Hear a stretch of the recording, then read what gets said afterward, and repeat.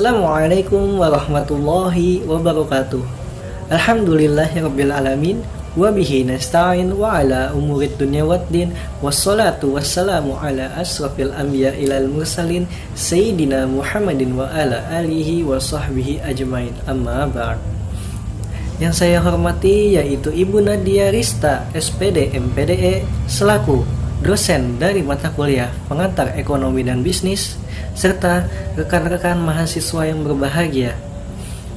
Izinkan saya di sini untuk menjawab persoalan dari soal UTS yang telah diberikan oleh Ibu Nadia mengenai pertanyaan tentang bagaimana menurut pendapat saya mengenai berita yang sangat marak saat ini bahwa terancamnya perekonomian dunia, khususnya di Indonesia pada tahun 2023. Lalu ada soal kedua, yaitu banyaknya perusahaan yang ada di Indonesia, baik negeri maupun swasta, yang bekerja sama dengan perusahaan outsourcing.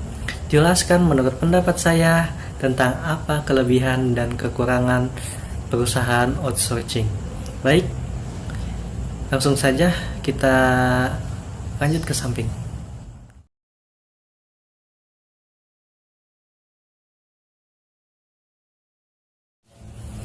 Baik, persoalan yang pertama yaitu tadi pertanyaan tentang bagaimana menurut pendapat saya mengenai berita yang sangat viral, marak yang saat ini terjadi bahwa terancamnya perekonomian dunia, khususnya di Indonesia nanti di tahun 2023. Setelah masa pandemi telah usai, perekonomian dunia belum sepenuhnya stabil dikarenakan banyaknya dari mereka, yaitu pengusaha serta pemilik perusahaan yang merintis kembali atau membangun dari awal kembali perusahaan atau usaha mereka, sehingga resikonya perekonomian saat ini bergeser dari masa pandemi menuju ke gangguan ekonomi global atau yang disebut dengan gejolak ekonomi global. Nah, inflasi global akhir-akhir ini sangat melonjak akibat adanya supply disruption. Nah, karena pandemi dan perang di negara Rusia dan Ukraina yang disertai dengan adanya pengetatan kebijakan moneter dari negara-negara maju, hal ini berdampak besar kepada negara-negara berkembang. Iya, khususnya Indonesia. Banyak sekali harga yang untuk kebutuhan pokok saja melonjak naik. Harga BBM juga melonjak tinggi. Sumber daya manusia apalagi yang kian naik pula, dan juga lain sebagainya, yang disebabkan karena tadi kebijakan-kebijakan moneter dari negara-negara maju, apalagi ditambah lagi dengan nilai dari mata uang Amerika yaitu dolar yang kian sangat melonjak tinggi atau kian bertambah banyak.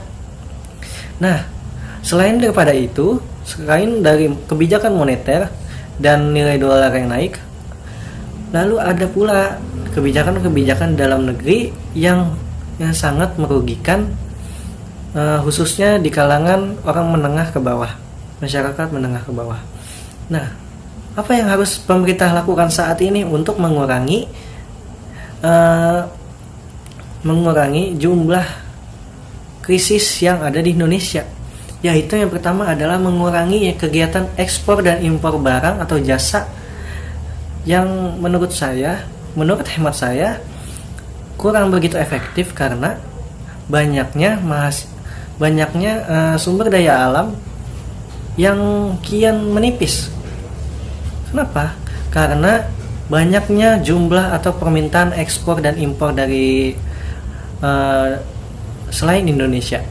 Nah, sementara rakyat atau masyarakat menengah ke bawah ini sangat kekurangan atau sangat membutuhkan dari sumber daya alam yang diekspor tersebut. Misalnya minyak bumi, akibat dari dampak perang dari Ukraina dan Rusia mengakibatkan banyaknya masyarakat sekitar khususnya di Indonesia, khususnya di ibu kota Jakarta yang mengeluh karena harga BBM yang sangat melonjak naik dikarenakan jumlahnya yang sangat sedikit. Jumlahnya sangat sedikit tapi masih diekspor. Itu sangat tidak kondusif ya. Nah, tolong diperhatikan lagi untuk pemerintah untuk mempertimbangkan kebijakan-kebijakan tersebut. Nah, yang kedua yaitu adalah kebijakan-kebijakan yang tidak perlu dilakukan. Contohnya, DPR membangun atau merenovasi gedung DPR, menambah jumlah AC, menambah jumlah kapasitas kursi. Sementara jumlah uang yang diminta untuk merenovasi tersebut tidaklah sedikit, banyak, sampai bermiliaran atau ratusan juta. Sementara rakyat yang di belakang harganya apa yang dicari atau apa yang dibutuhkan oleh masyarakat sekitar kurang diperhatikan. Mungkin itu saja penyampaian dari saya untuk pertanyaan nomor 1.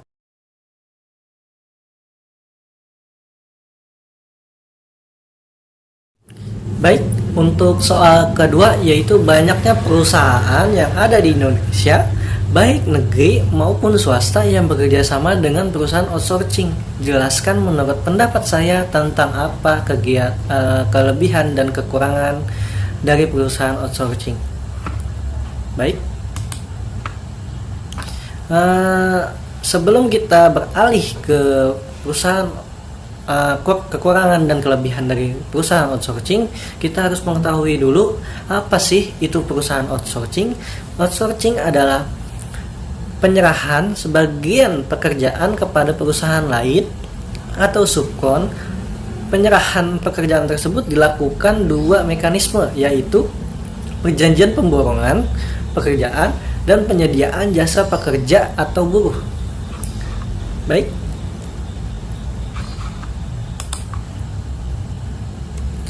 Nah, selain daripada itu, kita beralih ke kelebihan outsourcing. Yang pertama yaitu memangkas biaya operasional dan menghemat anggaran untuk pelatihan.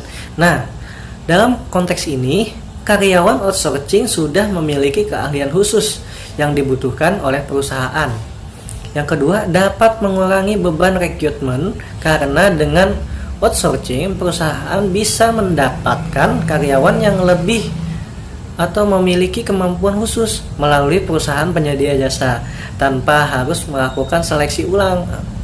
Nah, yang ketiga, dengan tenaga kerja outsourcing, perusahaan tidak perlu lagi mencari tenaga kerja khusus, mengadakan training atau mengalokasikan rekrutmen khusus, sehingga perusahaan fokus mengurusi kegiatan inti bisnis tanpa khawatir dengan pekerjaan teknis yang tidak berkaitan dengan inti bisnis. Nah, untuk saya garis besar untuk kelebihan outsourcing ini lebih ke arah kelebihan atau keuntungan yang didapat oleh perusahaan. Nah, untuk karyawannya itu menurut saya kurang amat diperhatikan dalam perusahaan outsourcing. Kenapa? Karena outsourcing hanya mementingkan kepentingan dari perusahaan saja. Yang terakhir yaitu kekurangan dari outsourcing atau perusahaan outsourcing. Yang pertama yaitu tidak disarankan untuk mempekerjakan tenaga kerja outsourcing untuk ditugaskan di posisi pekerja teknis perusahaan atau kegiatan utama bisnis karena bisa meningkatkan peluang bocornya informasi rahasia perusahaan. Nah, dari sini kita bisa mengambil kesimpulan bahwa karyawan outsourcing itu tidak ada terkait dari perusahaan tersebut. Tidak ada ikatan dari perusahaan tersebut, sehingga ketika posisi tersebut sudah habis atau dihabiskan dalam artian dipecat karyawan tersebut, maka data tersebut bisa bocor saja oleh karyawan yang dipecat tadi. Untuk yang kedua yaitu kontrak kerja SMD.